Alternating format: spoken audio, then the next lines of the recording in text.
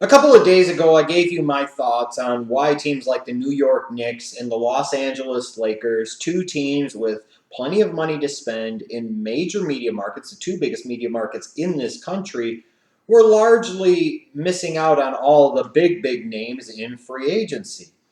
And when it came to the Los Angeles Lakers in particular, it's a matter of just because you have money to spend doesn't mean that everybody wants to take your money. Yeah, you've got over $20 million in cap space, but you've missed out on LaMarcus Aldridge, you've missed out on DeAndre Jordan, and you've pretty much missed out on everybody else that's worth a damn. And part of the reason being is that both short term and long term, there are significant questions for the Los Angeles Lakers. Short term, if you're a big money free agent, do you want to go play next to Kobe Bryant for a year? The fact is, a lot of guys don't want to play with Kobe, and somewhat understandably so. So they look at it and they see a team that even with Kobe in the fold might, and them as a big name free agent coming in, might not be all that particularly good in a very tough Western Conference, on top of the fact that they'd have to play to Kobe and kind of kowtow to Kobe for a year. Is that something you want to do short term? And then long term, assuming Kobe Bryant is gone after this upcoming season and he retires and leaves, there's a lot of uncertainty there in terms of what the Los Angeles Lakers are going to be. If you're a big name free agent looking to get a lot of money, are you going to want to go to this situation in LA where, frankly, in today's media environment, it's not that important to be in a major media market anymore? See LeBron James, see Steph Curry as a couple of notable examples. Anthony Davis, some of the biggest stars in the league, Kevin Durant, Russell Westbrook. They get a lot of endorsement money. They get a lot of notoriety and attention, and none of them play in what can be classified as one of the biggest media markets in this country. So it's not that important. And just because this team has a bunch of money available, other teams in better situations have that same money available as well. It's just not that important anymore. So I'm frankly not that surprised that the Los Angeles Lakers have been largely striking out in free agency because of the Kobe Bryant problem short term, and then long term with the uncertainty of the organization. While to me, I think the situation is a little more appealing than it's given credit for, with D'Angelo Russell in the fold, a second round pick like Jordan Clarkson, who I thought played relatively well last year, and then first round pick from last year, Julius Randle, who basically missed his entire rookie season with a broken leg. He has big time upside as well. This is a team with some appeal, with some nice young pieces in the fold. So I have been a little surprised that a big name free agent didn't want to go there to a certain degree to play with some of these young guys and see what could happen. You get paid a lot of money. You're still in a great place like LA, in a major media market, getting paid a lot. And, in a couple of years, maybe you've got something really special in LA. Maybe you don't. But just because you go into a situation where you get similar money and it looks better now, it doesn't mean that it's that much better now, and it doesn't mean it's going to be better long term. But anyways, the Lakers largely striking out free agency hasn't surprised me. What did surprise me, though, was when I saw the report start to come out yesterday, I believe it was, or 2 days ago, that the Los Angeles Lakers were about to trade for Roy Hibbert. Roy Hibbert. Yeah, that Roy Hibbert that everybody likes to get on Twitter and mock and make fun of. That same Roy Hibbert that the Indiana Pacers were clenching their butt cheeks and hole rings in place and crossing their fingers and toes, praying to God that he wouldn't pick up his freaking $15 million plus player option for 2015-2016. That Roy Hibbert. Apparently now, after striking out big in free agency, at least with the big names, the Los Angeles Lakers have decided that they've got to have Roy Hibbert, and they need him in a bad way. So they're going to trade for Roy Hibbert. Now, granted, he's only got 1 year left on his deal with that player option he picked up. And granted, it looks like the Lakers are only giving up like a second round pick to get him. And they have a ton of cap space, so it's not like it's really hindering them this year because, again, they were just pretty much swinging and missing on all the big name free agents anyways. And the fact, again, that Roy Hibbert's only guaranteed for 1 year means that you still will have a lot of financial flexibility and salary cap space again in 2016 in that offseason. Just because you have it doesn't mean you have to spend it. And this is sometimes where I really question some of these front office executives in the NBA and sports in general, but specifically the NBA. Looking at somebody like Mitch Kupchak. Again, it seems like it's a philosophy of, You're a freaking 6-year-old kid. You just got $10 in a birthday card, and you can't wait to go blow it on a stupid fucking toy at Walmart that'll break in 2 damn days, and then you'll cry about it.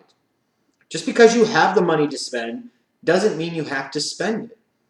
I mean, you're talking about once his trade kicker kicks in, I believe Hibbert's going to be close to $17 million, definitely over $16 million in terms of a cap figure. Is Roy Hibbert going to really make you that much better on the floor? Is Roy Hibbert going to really bring to the table what you need in the Western Conference on the LA Lakers? Wouldn't you have been better off as an organization just saving this money and not spending it at all? Again, just because you have it doesn't mean you have to spend it. And here's what I really don't understand.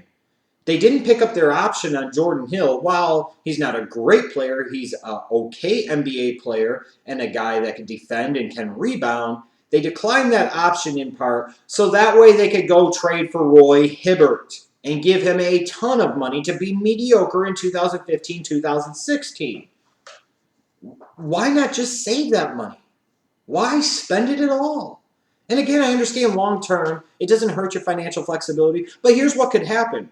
What happens if Roy Hibbert comes in and he has a really, really good year? Now, granted, unless the Lakers totally tanked again this year, they're not going to have the first-round pick next year because that belongs to the 76ers as long as it doesn't fall into the top 3. So there's not that much incentive to tank this year. I get that. I understand that.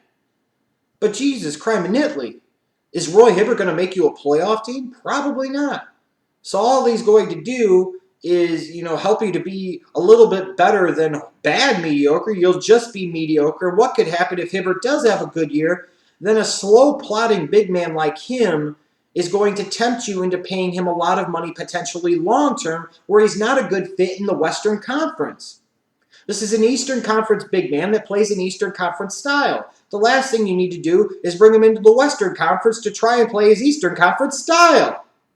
And all the while, you paid him over $16 million this season just to basically give him a tryout so that way either somebody else can look at him or you could sit there and really fool yourself into thinking he's turned it around and he's this and he's that. And then you've plunked big money into Roy Hibbert long term. What I really don't understand about this is that while you've got Kobe Bryant in the fold another year, you're not fooling yourself into thinking you're a championship contender. Why not sit there and see what you've got in some of these other young lions like the Julius Randles? You got to find out what he could do and how is he going to be able to play alongside of Roy Hibbert clogging up the fucking lane. Guys like D'Angelo Russell, Jordan Clarkson. Again, the future needs to be about them, and frankly, a lot of the here and now outside of Kobe needs to be about them because you need to find out if these guys can develop and become those type of players that people envision. Can Jordan Clarkson become at least a solid NBA starting point guard? Can D'Angelo Russell be an all-star caliber 2-guard combo guard or maybe point guard at the NBA level? Are you really going to be able to find that out if you're paying Roy Hibbert all this money and you're going to be putting him in the starting lineup and you've got him slowing all this shit down? From a financial standpoint, I just don't think it makes sense. Just because you have the money to spend doesn't mean you need to spend it. And it's not like there weren't still some free agents available on the market. There were still guys you could have went after, especially front court players. Maybe go after one of these backup big men somewhere else, and pay them a little bit more to be starters, but give them deals that aren't all that bad. Like when I look at the fact that the Pelicans gave Ajinça 4 years, $20.5 million. Is he a really good center? No. Is he at least adequate? Yes. Why not go give the guy like him $6 or $7 million a year to be at least a role-playing big man? He'll never be a star. He'll never be really good. But you could at least somewhat justify that contract. And if you needed to move it at some point in time, it's not all that bad. And all the while, you've still saved yourself several $1 million. Why spend the money if you don't have to? It's not helping you short term. It's potentially hindering you long term. It could potentially hinder the development of guys like Julius Randle especially, and also guys like Jordan Clarkson and D'Angelo Russell on the perimeter. This just makes absolutely no sense. Absolutely no sense. I don't know what the hell the Lakers are trying to accomplish here, or what they're thinking. And maybe that's why a lot of these big-name free agents aren't coming to the Lakers, because they can't figure out what the hell this guy is thinking in Mitch Kupchak either. Because after seeing this deal, like I said, it's not that terrible in one sense because it is only for 1 year. And you're really not giving up shit to get him. It's a fact you're still going to have Hibbert for a year, playing Eastern Conference style center in the Western Conference, and potentially hindering the development of your young players. It just doesn't make any sense to me. Just because you have that money, damn it, doesn't always mean you have to spend it.